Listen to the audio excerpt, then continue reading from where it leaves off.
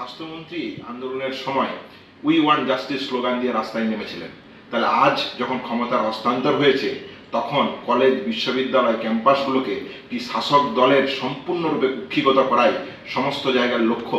আপনারা যদি সাম্প্রতিক যাদবপুরের দিকে তাকিয়ে দেখেন এবং বর্ধমান মেডিকেল কলেজে আজকে স্বাস্থ্যমন্ত্রীর এই অর্ডার, এই নির্দেশিকাকে যদি আপনারা দুটোকে একভাবে দেখেন তাহলে দেখবেন সুর দুটো কোথাও মিলে যাচ্ছে। তাহলে ক্যাম্পাস, কলেজ, বিশ্ববিদ্যালয়ে গণতান্ত্রিক পরিবেশ কি আদৌ রক্ষা পাবে? এই প্রশ্নগুলো উঠে আসছে।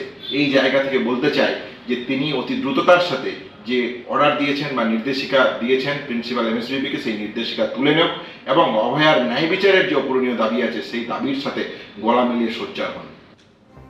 2 বছর আগের আরজি করের ঘটনা, যে ঘটনায় রাজ্য জুড়ে শুধু নয় দেশ জুড়ে পৃথিবীর বিভিন্ন জায়গায় কিন্তু এই নিয়ে প্রতিবাদের ঝড় উঠেছিল।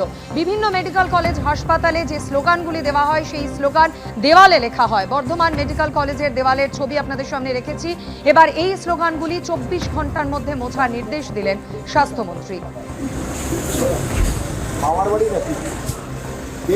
হাসপাতালের দেওয়ালে জাস্টিস ফর আরজি কর, উই ওয়ান্ট জাস্টিস, শিব দ্বারা বিক্রি নেই, স্টপ রেপ কালচারের মতো যে স্লোগানগুলি লেখা হয়েছিল সেই স্লোগানগুলি মোছার নির্দেশ দিয়েছেন স্বাস্থ্যমন্ত্রী। নিজেদের কলেজ সেটাই নষ্ট করছে, স্টুডেন্ট রিপ্রেজেন্টেটিভ কেউ যদি থাকে তো আনবেন।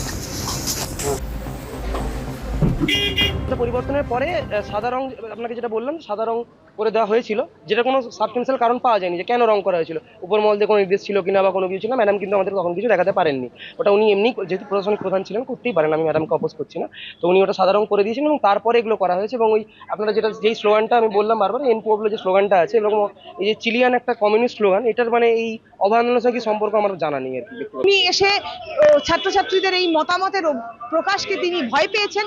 ওনার আশঙ্কা হয়েছে যে আগামী দিনে এই সরকারও যখন ছাত্রছাত্রীদের নিরাপত্তা দিতে পারবে না, ক্যাম্পাসের বিভিন্ন সমস্যাকে সমাধান করতে পারবে না, তখন একইভাবে ছাত্রছাত্রীরা যদি তাদের মধ্যে প্রতিবাদ করার কালচারটা থেকে যায় তাহলে এই সরকারের কাছে সেটা থ্রেট হয়ে যাবে।